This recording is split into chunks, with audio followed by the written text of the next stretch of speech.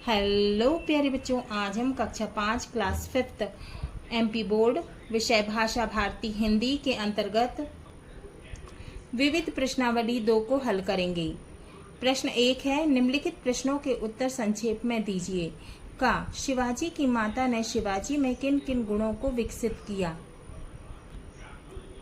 उत्तर है, शिवाजी की माता ने शिवाजी में वीरता, साहस और देश प्रेम जैसे गुण विकसित किए। फिर है ख, क्रांतिकारियों के दल में चंद्रशेखर को क्विक सिल्वर क्यों कहते थे? तो खा का उत्तर है, आजाद शारीरिक बल और सूझबूझ के धनी थे, मतलब बहुत बुद्धिमान थे और बहुत फुर्तीले भी थे।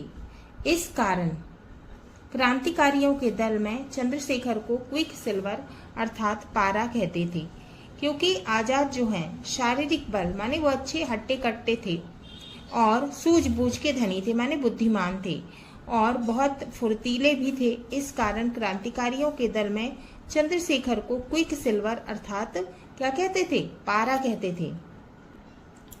अब है ग, रधिया लड़कियों को क्यों नहीं पढ़ाना चाहती थी? तो गा का उत्तर है, रधिया के समाज में कोई पढ़ा लिखा नहीं था। वह सोचती थी कि लड़कियों को पढ़ा लिखा कर पढ़े लिखे लड़के ढूंढने पड़ेंगे और फिर उसके काम में हाथ कौन बटाएगा, यह सोचकर रधिया ने लड़कियों को नहीं पढ़ाया था। अब है प्रश्न 2, निम्नलिखित प्रश्नों के उत्तर दीजिए 1 से 3 वाक्यों में। का है, बाबूजी ने लड़कियों को पढ़ाने लिखाने में किस प्रकार सहायता की? तो इसका उत्तर है, लड़कियां सुबह माँ के साथ काम करती और दोपहर में बाबूजी उन्हें पढ़ाते। उनकी कॉपी किताबों का खर्चा भी स्वयं बाबूजी ने वहन किया और बदले में उनसे कुछ नहीं लिया। इस प्रकार माने इस तरह बाबूजी ने लड़कियों को पढ़ाने लिखाने में सहायता की। अब है ख, कोयल और कौवे की बोली में क्या अंतर है? तो खा का उत्तर है, कोयल मीठा बोलकर सारे जग को अपना बना लेती है, माने सारे संसार को, जग का मतलब होता है संसार, है ना। तो कोयल मीठा बोलकर सारे संसार को अपना बना लेती है, लेकिन कौवे की कर्कश आवाज को सुनकर लोग उसे भगा देते हैं। इस प्रकार कौवे और कोयल की बोली में अंतर है। अब है ग, लगातार अभ्यास करते करते मूर्ख क्या बन जाता है? तो इसका उत्तर है ग का, लगातार अभ्यास करते करते मूर्ख भी चतुर बन जाता है, बुद्धिमान बन जाता है। फिर है घ, शहीद पार्क कहाँ स्थित है? तो घ का उत्तर है, शहीद पार्क जिसको कि क्या कहते थे? अल्फ्रेड पार्क, है ना, इलाहाबाद उत्तर प्रदेश में स्थित है। अब है इंगा, राजा भाऊ महाकाल का जन्म कब और कहाँ हुआ तथा उनके क्या शौक थे? तो इंगा का उत्तर है, राजा भाऊ महाकाल का जन्म 26 जनवरी 1923 को हुआ था, है ना, 1923 को हुआ था। राजा भाऊ महाकाल को बचपन में व्यायाम करने, नदी के बहाव के विपरीत तैरने और घूमने का शौक था। अब है प्रश्न 3, सही विकल्प चुनकर लिखिए। आ, शिवाजी को युद्ध कला की शिक्षा दी। पहला ऑप्शन है जीजाबाई ने, दूसरा है शाहजी ने, तीसरा है शिवा ने, चौथा कौणदेव ने। तो इसका सही उत्तर क्या है? कौणदेव ने, है ना, चौथा कौणदेव ने। बा, ईश्वर हृदय में रहता है। किसके हृदय में रहता है ईश्वर? जो सच बोलता है उसके हृदय में। तो पहला ऑप्शन है आडंबरी के, दूसरा ऑप्शन है सत्यवादी के, तीसरा ऑप्शन है बेईमान के, चौथा ऑप्शन है पैसे वाले के। तो इसका सही उत्तर है दूसरा, सत्यवादी के, है ना। तो ईश्वर किसके हृदय में निवास करता है? जो हमेशा सच बोलता है। सा, बचपन की किन बातों को भूला नहीं जा सकता? मेरा नया बचपन कविता के आधार पर बताइए। पहला ऑप्शन है खिलौनों को, दूसरा ऑप्शन है बचपन के आनंद को, तीसरा ऑप्शन है आंसुओं को और चौथा ऑप्शन है बचपन के कपड़ों को। तो इसका सही उत्तर है दूसरा, बचपन के आनंद को। अब है चौथा, रिक्त स्थानों की पूर्ति उचित शब्दों से कीजिए। ठीक है, अब इसमें आ है, मेरा नया बचपन की लेखिका है, कौन है? तो हमको कितने ऑप्शन दिए हैं? 2 दिए हैं, सुभद्रा कुमारी चौहान और लक्ष्मीबाई। तो इसका सही उत्तर है सुभद्रा कुमारी चौहान। मेरा नया बचपन की लेखिका सुभद्रा कुमारी चौहान है। अब बा है, डॉक्टर भीमराव अंबेडकर को डैश उपाधि दी गई। 2 ऑप्शन दिए हैं, भारत रत्न और पद्मश्री। तो उन्हें किसकी उपाधि दी गई थी? भारत रत्न की, है ना। तो बा, डॉक्टर भीमराव अंबेडकर को भारत रत्न की उपाधि दी गई। ठीक है, अब है सा, अन्याय देखकर आजाद का डैश खोलने लगता था, है ना। क्या खोलने लगता था? 2 ऑप्शन दिए हैं, खून और पानी।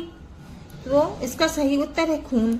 सा, अन्याय देखकर आजाद का खून खोलने लगा, है ना। अन्याय देखकर आजाद का खून खोलने लगा। ठीक है, अब है जोड़ी मिलाइए। आ स्तंभ और बा स्तंभ। पहला है शिवाजी, उनकी माता कौन थी? जीजाबाई। दूसरा है पंखा, हवा।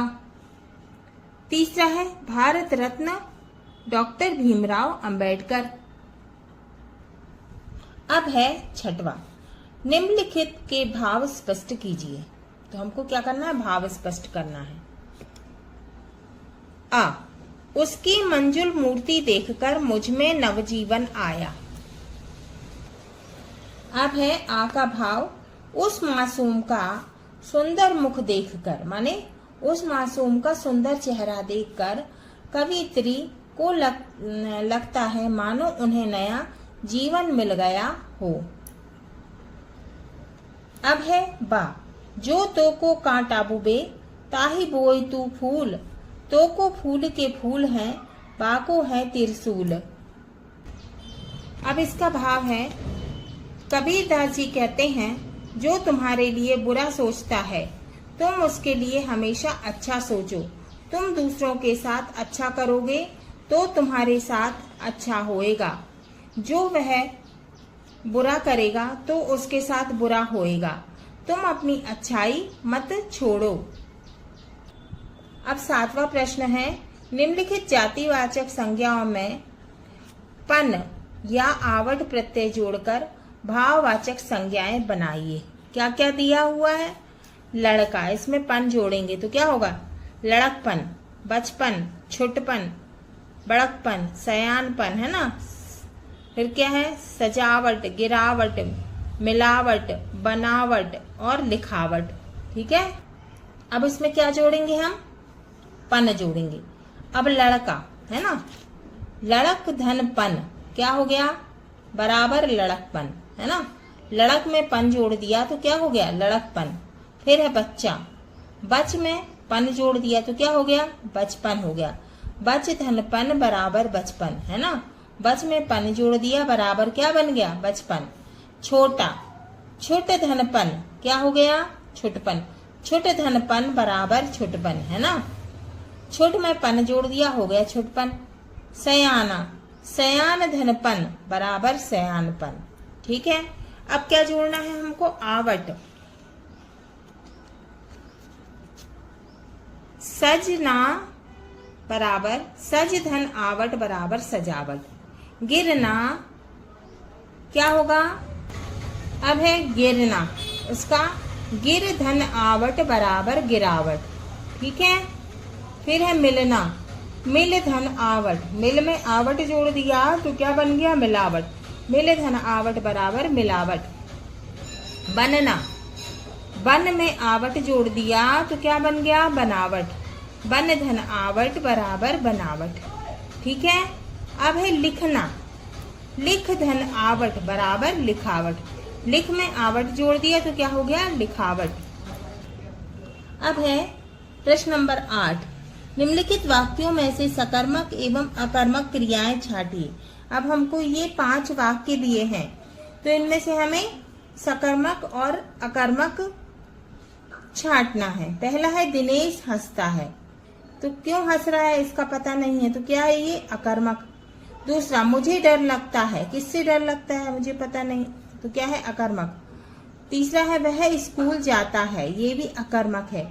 चौथा है रीता गाती है, रीता क्या गा रही है पता नहीं, तो क्या है, अकर्मक क्रिया। अब फिर 5वां है आशीष आम खाता है, तो इसमें हमको पता चल रहा है कि आशीष क्या खा रहा है, आम खा रहा है ना। आशीष आम खाता है, आशीष क्या खाता है, आम, तो हमें पता है कि आशीष आम खा रहा है, खाता है, तो ये है सकर्मक क्रिया।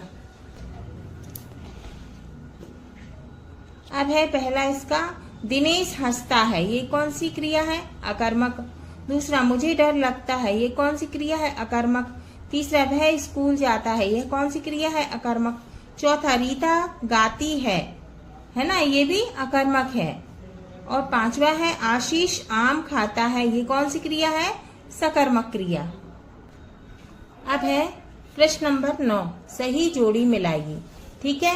पहला, जो पढ़ना लिखना ना जानता हो, जो पढ़ना लिखना नहीं जानता है क्या कहलाता है, वो अनपढ़। ठीक है। दूसरा है जिसके आने की तिथि मालूम ना हो, कौन होता है वो, अतिथि। ठीक है। फिर तीसरा, कभी ना मरने वाला, जो कभी नहीं मरे वो कौन कहलाता है, अमर। ठीक है। फिर है चौथा, जो ईश्वर में विश्वास रखता है, कौन रखता है, आस्तिक। ठीक है। फिर 5वां है मांस ना खाने वाला, मांस ना खाने वाला क्या कहलाता है, शाकाहारी। अब है प्रश्न 10, निम्नलिखित शब्दों में भेद समझाते हुए वाक्य बनाइए। हंस, हंस, आधी, आंधी, गोद, गोंद, चुना, चूना, किला, कीला। अब 10वें का उत्तर है पहला, हंस। हंस कौन, श्वान है ना, एक पक्षी। ठीक है। वाक्य बनाया हमने, नदी के किनारे हंस बैठा था। अब हंस, हंस का वाक्य है रमेश हंस रहा था। फिर है दूसरा आधी, आधी हाफ। ठीक है। वाक्य बनाया, हमें आजाद हुए आधी सदी बीत गई। फिर है आंधी, है ना, आंधी तूफान वाला। ठीक है। तो इसका वाक्य बनाया हमने, कल बहुत जोर की आंधी आई थी। अब है तीसरा गोद, गोद लेना माने उसको अंक होता है इसका पर्यायवाची। ठीक है। गोद का पर्यायवाची क्या, अंक। ठीक है। वाक्य बनाया, महिला बच्चे को गोद में लेकर जा रही थी। फिर है गोंद, गोंद क्या होता है, जिससे हम कुछ चीज चिपकाते हैं। ठीक है। वाक्य बनाया हमने, गोंद कागज को चिपकाने के काम आती है। अब है चौथा चुना, इसका वाक्य बनाया हमने, हमने इस साल कक्षा अध्यक्ष के लिए मीना को चुना। फिर है चूना, चूना का मतलब होता है चूना पत्थर, और चूना लगाना भी क्या होता है, मतलब चूना लगाया मतलब धोखा देना। ठीक है। अब है वाक्य बनाया हमने, दीवार पर सफेद चूना लगाया गया है। अब बोलते हैं ना, इस इंसान ने दूसरे इंसान को चूना लगा दिया मतलब धोखा दे दिया, है ना, वही वाला। अब है 5वां किला, किला का मतलब है दुर्ग। ठीक है। वाक्य बनाया, लाल किला बहुत सुंदर है।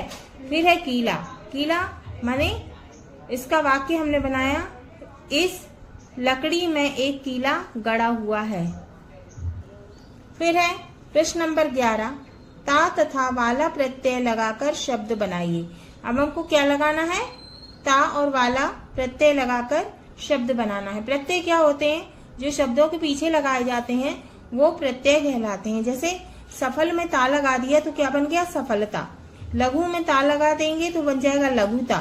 सबल में ता लगा देंगे सबलता, निर्बल में ता लगा देंगे निर्बलता, और संप्रभु में ता लगा देंगे, बन जाएगा संप्रभुता। उत्तर है इसका, सफल में ता लगा दिए, सफल में हमने ता जोड़ दिए तो क्या बन गया सफलता। लघु में हमने ता जोड़ दिए बराबर क्या बन गया लघुता। सबल में ता जोड़ दिए बराबर क्या बन गया सबलता। निर्बल में ता जोड़ दिए बराबर क्या बन गया निर्बलता। संप्रभु में ता जोड़ दिए क्या बन गया संप्रभुता। अब वाला प्रत्यय जोड़ना है, ठीक है। दूध धन वाला बराबर दूध वाला, सब्जी धन वाला बराबर सब्जी वाला, दही धन वाला बराबर दही वाला, फल धन वाला बराबर फल वाला, पान धन वाला बराबर पान वाला। अब है प्रश्न नंबर 12। नीचे दी गई वर्ग पहेली में निम्नलिखित शब्दों के दो दो पर्यायवाची शब्द ढूंढकर लिखिए। अब राजा का पर्यायवाची होगा नृप और भूप, ठीक है। नेत्र का पर्यायवाची होगा नयन, क्या होगा नयन और चक्षु। पानी का होगा नीर, ठीक है, पानी का क्या होगा नीर और वारी, ठीक है।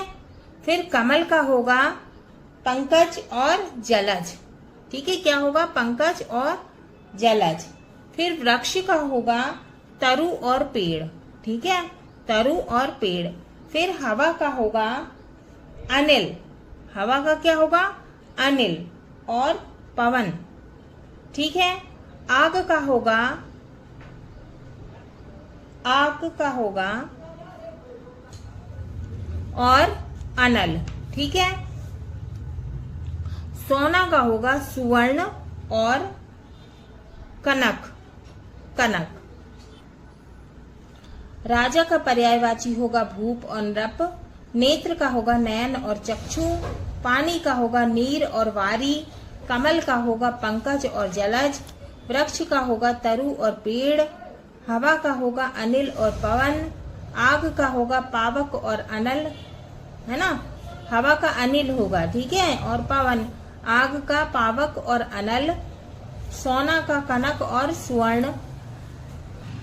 अब है प्रश्न नंबर 13। दिए गए विकल्पों में से सही विकल्प चुनिए। का त्रिशूल का हिंदी मानक शब्द है।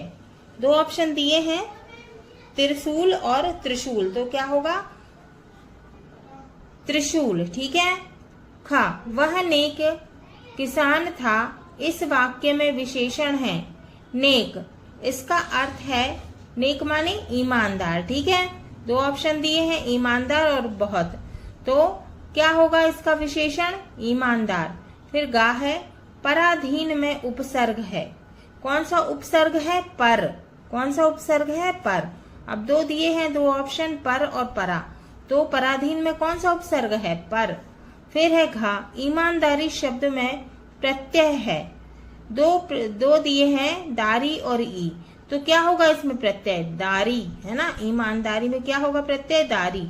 फिर है इंगा दांत खट्टे करना का अर्थ है हराना और खट्टे दांत होना, तो इसका क्या अर्थ होगा हराना, है ना। बोलते हैं ना कि जो है स्वतंत्रता सेनानियों ने अंग्रेजों के दांत खट्टे कर दिए थे। अब है इंगा दांत खट्टे करना का अर्थ है हराना या खट्टे दांत होना, तो इसका अर्थ होगा हराना, ठीक है। दांत खट्टे करने का अर्थ होगा हराना। स्वतंत्रता सेनानियों ने अंग्रेजों के दांत खट्टे कर दिए थे, ठीक है। अब है 14वां। निम्नांकित विषयों पर अपने शब्दों में 10 पंक्तियां लिखिए। दो दिए हैं शब्द होली और 26 जनवरी गणतंत्र दिवस। पहला है 26 जनवरी को हर साल गणतंत्र दिवस मनाया जाता है। 26 जनवरी गणतंत्र दिवस है ना, पहला 26 जनवरी को हर साल गणतंत्र दिवस मनाया जाता है।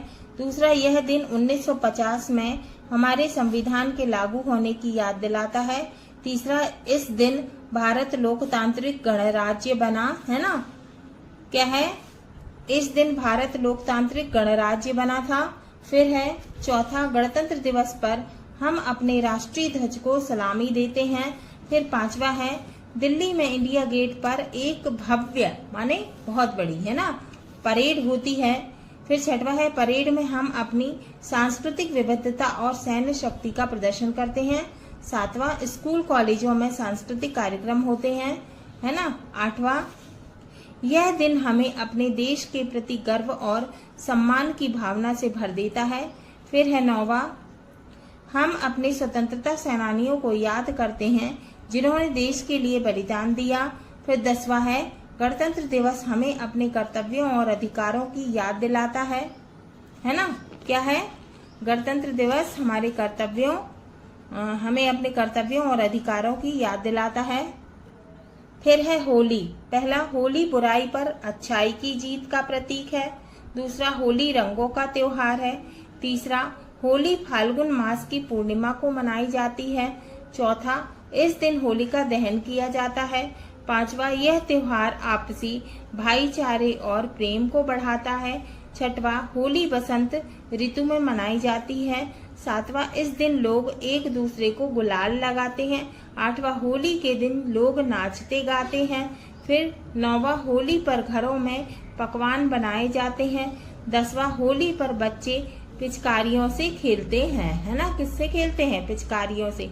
होली पर बच्चे पिचकारियों से खेलते हैं। फिर है 15, अपने जन्मदिन पर मित्र को बुलाने के लिए पत्र लिखिए। उत्तर है प्रिय मित्र सोहन नमस्कार, है ना। उसका पता जबलपुर और दिनांक। अब मेरी पढ़ाई सुचारू रूप से चल रही है तथा आशा करता हूँ कि तुम भी मेहनत से पढ़ रहे होंगे। बंधु माने भाई, जैसा कि विदित है माने जैसा कि तुम्हें पता है, ज्ञात है, 16 जनवरी को मेरा जन्मदिन है। अतः इस अवसर पर मैं तुमको आमंत्रित कर रहा हूँ माने बुला रहा हूँ और चाहता हूँ कि प्रतिवर्ष की तरह, और मैं यह चाहता हूँ कि हर साल की तरह हम दोनों मित्र साथ हों। अंत में पूज्य माँ पिताजी को मेरा सादर चरण स्पर्श, छोटे भाई बहन को मेरा स्नेह। तुम्हारा मित्र, अपना नाम लिखना है, ठीक है। फिर है 16वां, निम्नलिखित गद्यांश को पढ़कर नीचे लिखे प्रश्नों के उत्तर लिखिए। चलो गद्यांश पढ़ते हैं। अभ्यास के बिना जीवन में सफलता नहीं मिल सकती। पहली बार प्रत्येक कार्य कठिन लगता है। यदि हम उस कार्य को कठिन समझकर बैठ जाएं तो उसे फिर कभी भी नहीं कर सकते। निरंतर अभ्यास एक ऐसी कुंजी है जो, कुंजी का मतलब होता है चाबी, ठीक है, जो मनुष्य के लिए सफलता के द्वार खोल देती है, माने सफलता के दरवाजे खोल देती है। अभ्यास से विद्या अमृत बन जाती है तो बिना अभ्यास के विद्या विष का रूप धारण कर लेती है। विष का मतलब जहर, ठीक है। अब है इसका पहला, अब क्या लिखा है? निम्नलिखित गद्यांश को पढ़कर नीचे लिखे प्रश्नों के उत्तर लिखिए। अब हमको ये प्रश्न दिए हुए हैं, हमको इनके उत्तर लिखना है। पहला है कठिन कार्य सरल कब हो जाता है? तो कैसे होता है? निरंतर अभ्यास करने से कठिन कार्य सरल हो जाता है, ठीक है। तो इसका उत्तर है निरंतर अभ्यास करने से कठिन कार्य सरल बन जाते हैं। फिर है दूसरा, विद्या कब अमृत और कब विष बन जाती है? अब इसका उत्तर है अभ्यास से विद्या अमृत बन जाती है। इसका उत्तर है अभ्यास से विद्या अमृत बन जाती है तो बिना अभ्यास के विद्या विष का रूप धारण कर लेती है। अब है क्वेश्चन नंबर 3, उपर्युक्त गद्यांश का उचित शीर्षक दीजिए। तो इसका उत्तर है अभ्यास, ठीक है। इसका क्या उत्तर है? अभ्यास। अब प्रश्न है हमारा 17, बालिका शिक्षा के लिए आप कौन कौन से कार्य करना चाहेंगे? लिखिए। अब पहला है बालिका शिक्षा के बारे में जागरूकता फैलाएंगे। दूसरा, जो बालिका स्कूल नहीं जाती हैं उन्हें स्कूल जाने के लिए प्रेरित करेंगे। उनके माता पिता को शिक्षा का महत्व समझाएंगे। तीसरा, लोगों को शिक्षा के विषय में सरकार की नीतियों के बारे में बताएंगे। चौथा, बालिकाओं के लिए सुरक्षित एवं सहायक वातावरण के लिए प्रयास करेंगे। पांचवा, लोगों को यह बताएंगे कि बालिका शिक्षा सम्मान और समृद्धि के लिए महत्वपूर्ण है। छठवां, यह बताना एक शिक्षित महिला और यह भी बताना कि स्वस्थ महिला स्वस्थ समाज और परिवार का निर्माण करती है। सातवां, यह बताना कि शिक्षा से न केवल बालिका का जीवन सुधरता है बल्कि पूरा समाज लाभान्वित होता है। अब दिया है 18वां प्रश्न, आपकी सद्भाव के लिए अपनी कक्षा में क्या व्यवहार करते हैं बताइए। तो आपकी की जगह क्या होगा, यहाँ आपसी है ना। आपसी सद्भाव के लिए अपनी कक्षा में क्या व्यवहार करते हैं बताइए। तो इसका उत्तर है, मैं आपसी सद्भाव के लिए अपनी कक्षा में सबके साथ मिलनसार और सहयोगी व्यवहार रखूंगी या रखती हूँ। मैं अपने सहपाठियों की बात ध्यान से सुनती हूँ और सबकी मदद करती हूँ। ठीक है। फिर है, मैं दूसरों को प्रोत्साहित करती हूँ और एक सकारात्मक माहौल बनाने की कोशिश करती हूँ और सबकी मदद करती हूँ। ठीक है। हाँ तो बच्चों, ये हमारा विविध प्रश्नावली 2 पूर्ण हुआ है ना।